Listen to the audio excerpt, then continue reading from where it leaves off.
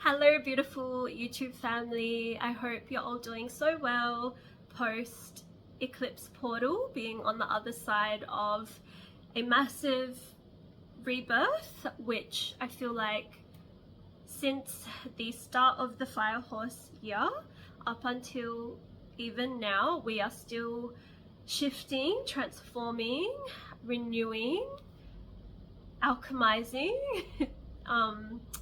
recalibrating ourselves, our mind, body and spirit on every level. We're just being shifted and transformed and evolved into a more authentic and aligned version of ourselves, and our life and our lifestyle is just molding to better serve our most authentic selves.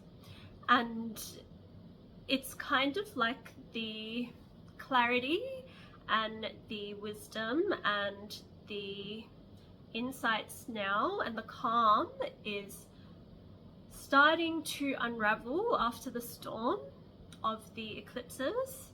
And it's so funny that I said that actually, because I've been with my best friend for the past over a week now, and we have kept hearing the song Dreams by Fleetwood Mac, but we've been listening to Sunshine and the choir version of that song. But it's so core for Mercury retrograde, that song, and also just all of the current energies right now. Like, there's so much meaning in that song. Like, it's such a good song, such a classic, but yeah, the thunder only happens when it's raining, and there is something in the lyrics about the clarity that comes after the rain. But anyways, look at that song if you feel called to. Look at the lyrics and really listen deeply to that song, because there is like multiple messages to gain in that song, and it's really Mercury retrograde core. Like, it's so relevant. But yeah, anyways, Mercury is retrograde currently, and we're almost at the end of it. On March 20th, Mercury will end this retrograde cycle, which started on February 26th. So when Mercury is retrograde, we are drawn towards introspection and inner work, and really sort of going more inward, but also maybe being extroverted in ways that involve us reconnecting with our past, like past friendships, or people from the past, or situations, places, events that remind you of the past, memories, like songs even can come up that remind you of the past, like the Stream song. So yeah, like the reason this is happening is for us to see our past in a more holistic view at the level of consciousness that we are at now, to really feel it and see things in a newer light that is more evolved, and to clear out any of the cobwebs of our past that are sort of keeping things mucky and dirty, and like just keeping our vibration a bit confused. There is stuff coming up from our past to help us bring more clarity and alignment and closure as well. So this whole death and rebirth that is happening, there will be situations that come up to do with our past for us to really gain more clarity and closure, really. And it's not a coincidence that this Mercury retrograde will end a few days after this new moon, which is what this video is supposed to be about. So this new moon is happening on March 18th or 19th, depending on where you live, in Vedic Pisces, in Uttarabhadrapada, really beautiful nakshatra star, which I should really understand this star because it is my ascendant. But yeah, it's such a complex star that I am still learning and sort of figuring it out, and really trying to understand myself as well through the energies of this star. But something really significant about this star and this new moon that is happening soon is that it is Pisces is ruled by Jupiter in Vedic astrology, but this star is ruled by Saturn. And we currently have Saturn transiting in Pisces. So Saturn will be conjuncting this new moon. So Saturn, the sun and the moon, and Neptune as well. Neptune is currently in Pisces, but let's especially look at Saturn, because Saturn is what is ruled by Uttarabhadrapada.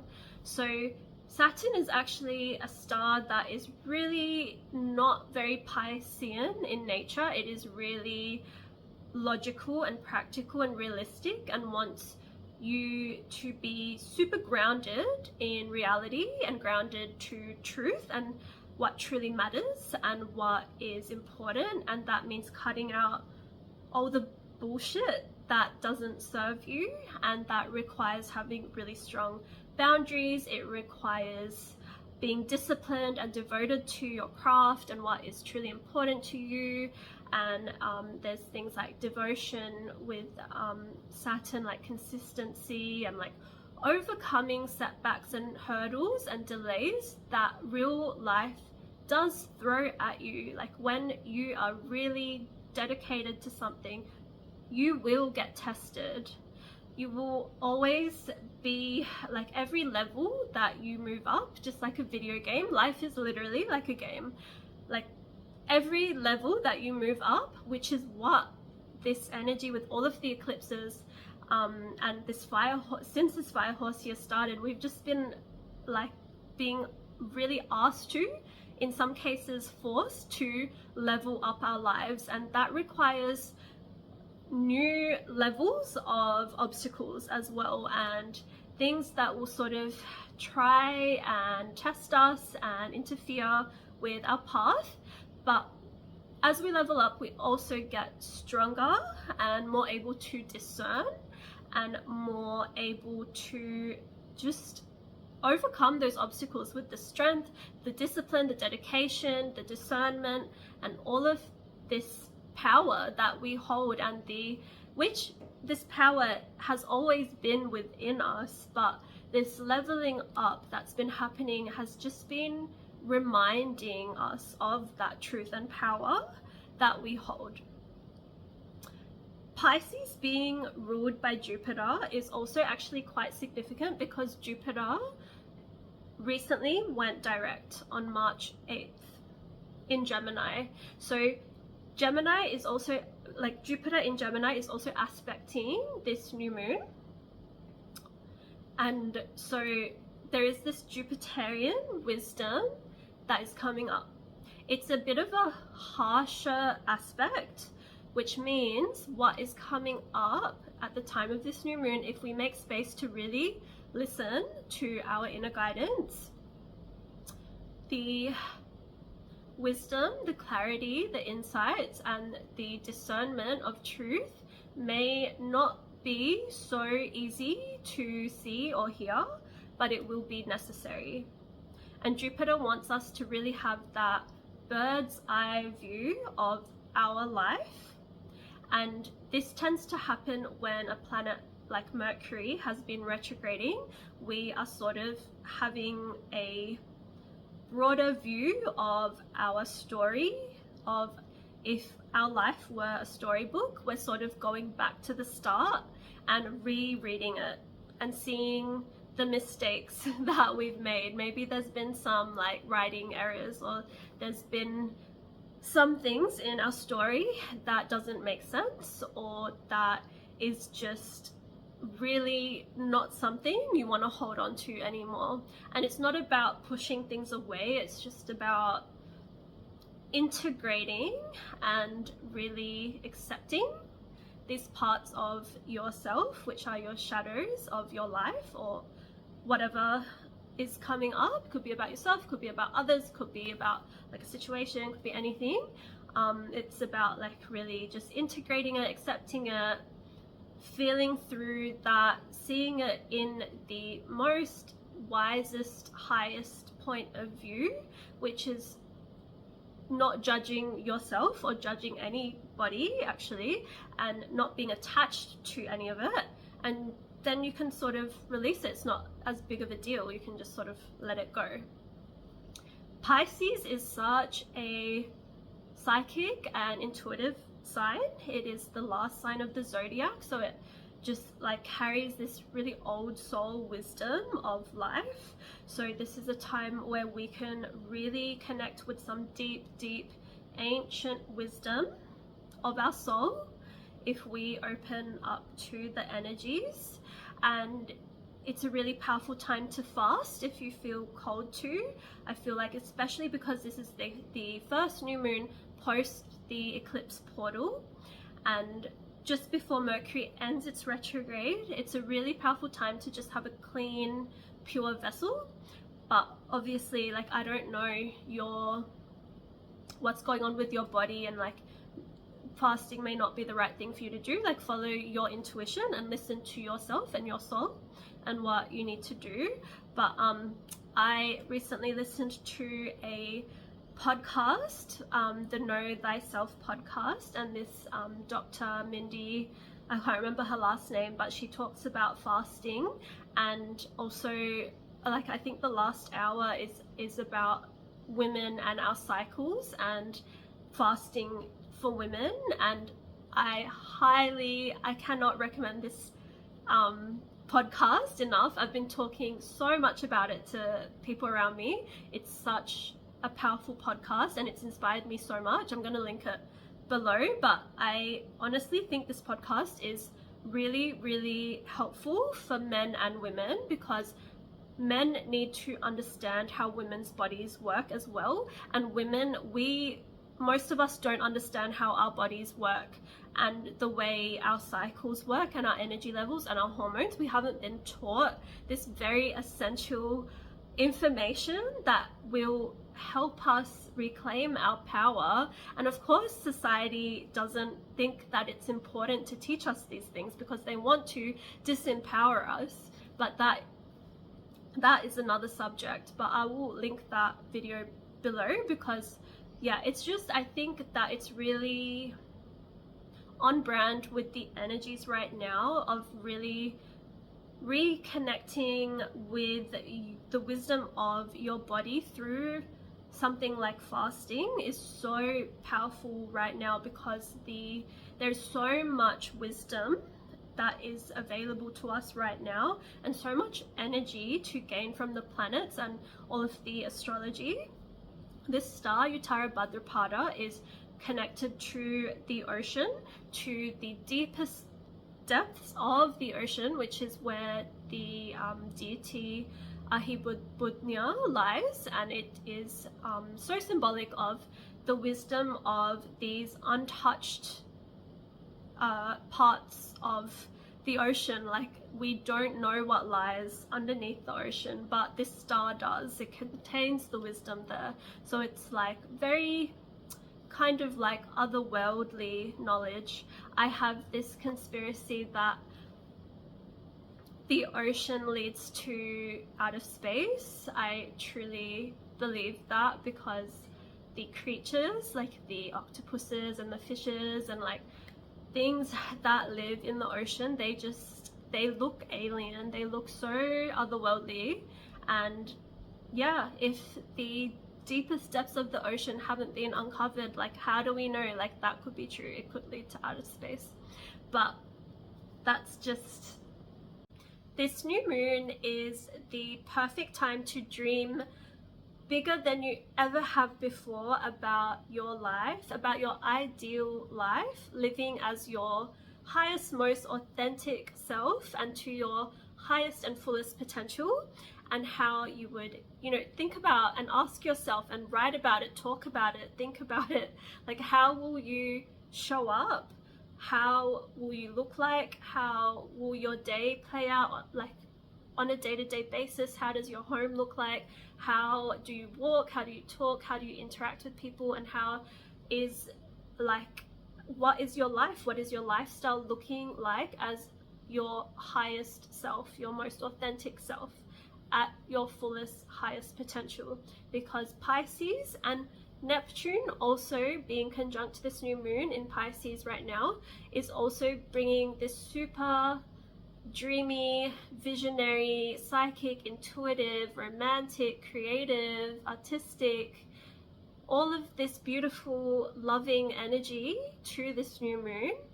And Neptune can be kind of boundaryless, and so can Pisces, which is why having Saturn also conjuncting this new moon and Uttarabhadrapada being ruled by Saturn, this is so powerful because we are also getting this grounding, practical force of energy from Saturn to help us think about what are the steps that we need to do to create our ideal reality, and how are we going to do it on a practical, logical level of like physically, financially, and keeping ourselves secure and stable on that more physical, tangible level to help us actually grow, not just on a spiritual level and in like up in the clouds, like having this vision, but no, actually like grounding it into our bodies and into our life. So that is what is really coming up, and it's so powerful to have both Saturn and Neptune conjuncting with this new moon. And with that energy of really thinking about your highest self and visualizing that, try and do this on the day of the new moon, but even like any time close by to that will be fine. And just really sit with that and feel how it feels like, and really allow yourself to go into that feeling. And things may come up to do with like, you know, doubts and limitations and like beliefs that you have that aren't aligned with that vision that you have for yourself, and just don't judge yourself for it. Just let it all come up, and don't judge yourself. Just let it go and flow and pass, and be aware, but don't hold on to any of it.